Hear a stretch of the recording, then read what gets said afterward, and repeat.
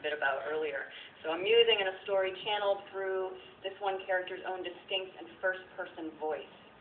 Frost, of course, wrote a number of great dramatic monologues, and I think that the winning poem has the force of voice to stand among them.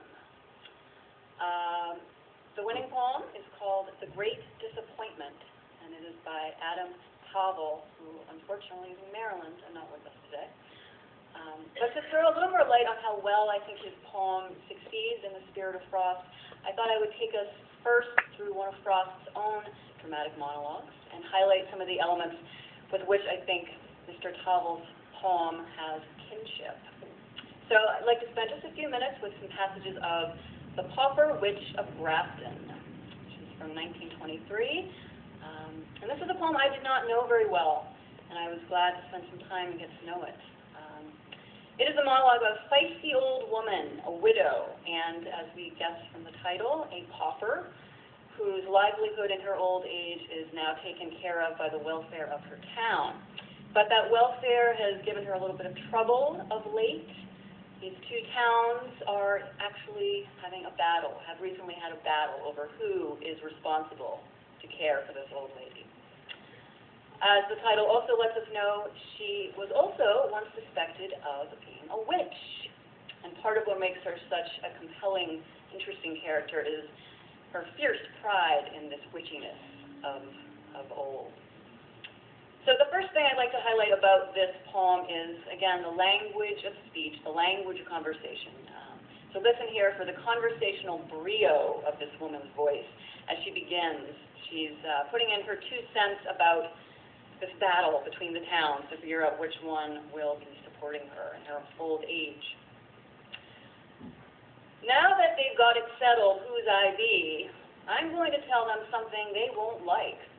They've got it settled wrong, and I can prove it.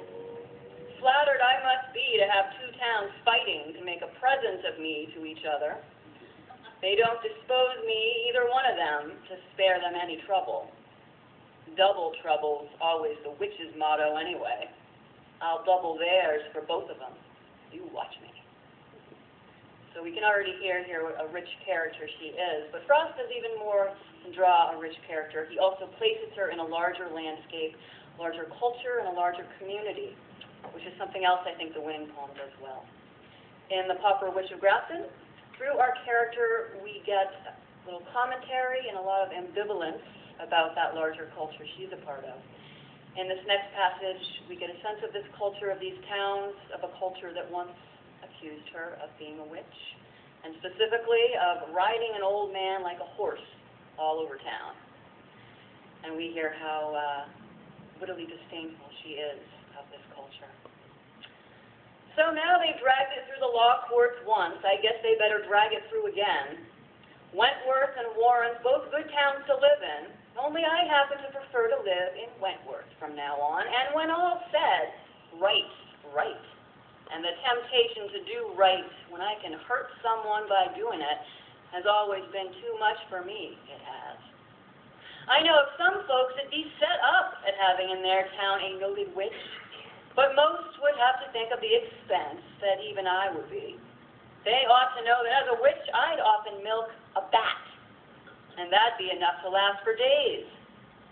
It'd make my position stronger, think, if I was to consent to give some sign to make it sure that I was a witch. There weren't no sign, I suppose, when Malice Hughes said that I took him out in his old age and rode all over everything on him until I'd had him worn to skin and bones. And if I'd left him hitched, unblanketed, in front of one town hall, I'd left him hitched in front of everyone in Grafton County. Some cried shame on me not to blanket him, the poor old man. Ultimately, in her youth, a person steps in with a little rationality to clear her of the witchcraft charge, and this man later became her husband. And the way she talks about him and their relationship deepens the richness of her character, her self-reflection and her self-definition. Here she's talking about how her husband-to-be, Arthur Amy, spoiled everything by clearing her name of witchcraft. I was a strapping girl of 20 then. The smarty someone who spoiled everything was Arthur Amy. You know who he is. That was the way he started courting me. He never said much after we were married, but I mistrusted he was none too proud of having interfered in the Hughes business. I guess he found he got more out of me by having me a witch. Or something happened to turn him around. He got to saying things to undo what he'd done and make it right, like, "No, she ain't come back from kiting yet. Last night was one of her nights out. She's kiting. She thinks when the wind makes a night of it, she might as well herself." But he liked best to let on he was plagued to death with me. If anyone had seen me coming home over the ridge pole, stride of a broomstick, as often as he has in the tail of the night, he guessed they'd know what he had to put up with. Finally, our witch comes around to her present, her old age, and, as in many Frost poems, her relationship with time, history, and mortality. Here, in this final passage, she recalls her youth with her husband and compares it to her present. Feels the difference, feels the ache of it. Up where the trees grow short, the mosses tall, I made him gather me wet snowberries on slippery rocks beside a waterfall. I made him do it for me in the dark, and he liked everything I made him do. I hope if he is where he sees me now, he's so far off, he can't see what I've come to. You can come down from anything to nothing. All is, if I'd have known when I was young and full of it, that this would be the end, it doesn't seem as if I'd have the courage to make so free and kick up in folks' faces.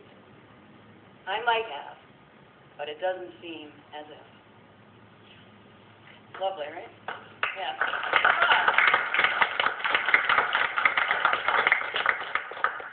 So I've shared these passages of the Pauper Witch of Grafton to highlight this dramatic monologue, conversational language, its rich character, the sense it gives of a character's place in a larger culture, and the grace with which it comes around to the big questions of time, history, mortality.